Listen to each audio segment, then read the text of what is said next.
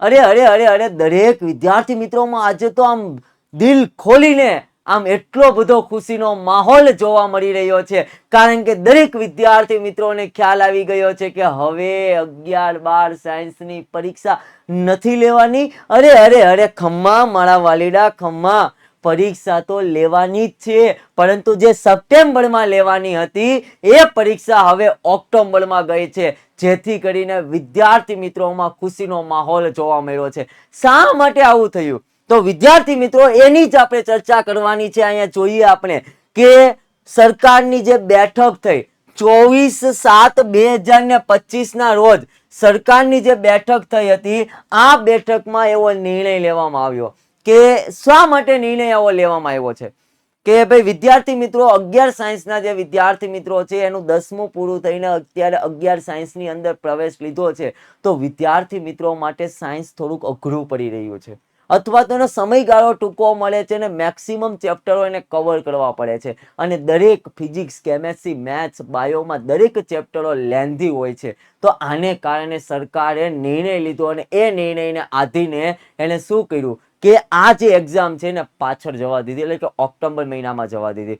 અને મુખ્ય બેનિફિટ વિદ્યાર્થી મિત્રો આપણા માટે એ છે કે આપણે બધાને ખબર છે કે ઓગસ્ટ મહિનાની અંદર મેક્સિમમ રજાઓ આવે છે, જેમ કે જન્માષ્ટમી છે, 15મી ઓગસ્ટ છે, રક્ષાબંધન છે, આવી અનેક પ્રકારની રજાઓ આવે છે, જેને કારણે આપણું પૂરેપૂરું સ્ટડી થતું નથી, અને આ સ્ટડી ન થાય રેડી, અને એને કારણે હું મારા ગોલ સુધી હું પહોંચી શકતો નથી. તો વિદ્યાર્થી મિત્રો એટલા માટે સરકારે જે 24/7/2025 ના રોજ રજૂ કરવામાં આવેલી સિંગલ ફાઇલ પરથી સરકારે મંજૂર આપ્યું છે કે ધોરણ 9 થી 12 સાયન્સ હોય કે કોમર્સ હોય, જેની 11/9/2025 થી 20/9/2025 દરમિયાન જે પરીક્ષા યોજાવાની હતી, તેમાં જૂન માસથી ઓગસ્ટ માસ સુધીનો સિલેબસ હતો રેડી, અને હવે એ બદલીને ધોરણ 9 થી 12 ની પ્રથમ પરીક્ષા જે 3/10/2025 થી 13/10/2025 દરમિયાન લેવાશે. પરંતુ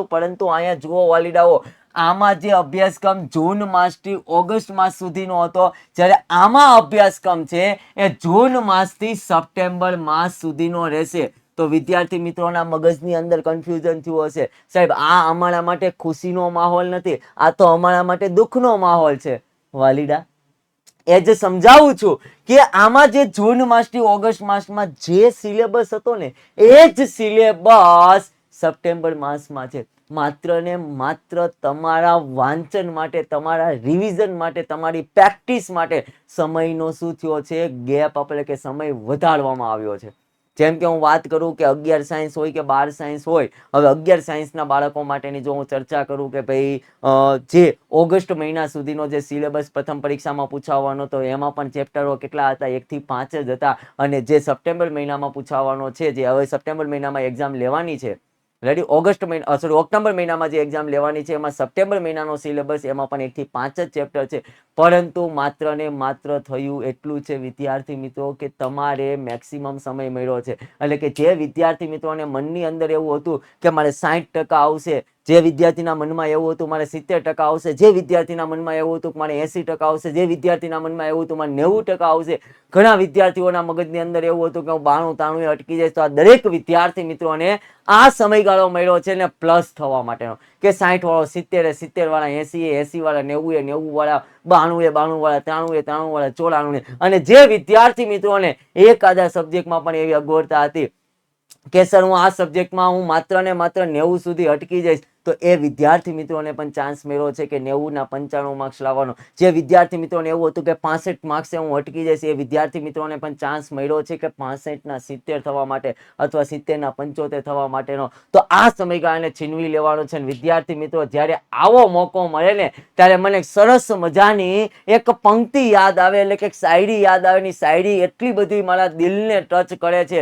અને મને એટલું બધું ઇમ્પ્રેશન આપે છે, હું તમારી સમક્ષ રજૂ કરવી છે. એ શાયરી એટલે વિદ્યાર્થી મિત્રો એવું કહેવામાં આવે છે કે નીંદ ચેંદ કો ત્યાગો તુમ, नींद चैन को त्यागो तुम, मैदान छोड़कर मत भागो, कुछ किए बिना जय जयकार नहीं होती और कोशिश करने वालों की कभी हार नहीं होती. કોશિશ કરવાનો સમય મળ્યો છે, મેક્સિમમ પ્રેક્ટિસ કરવાનો મારા વાલીડાઓ સમય મળ્યો છે. અને આ સમયને એકદમ ચોક્કસ ટાઈમે આપણે આ સમય મળ્યો છે ને આ સમયને છીનવી લ્યો. અને એટલા માટે જ વિદ્યાકુલ તમારા માટે બેઠી છે.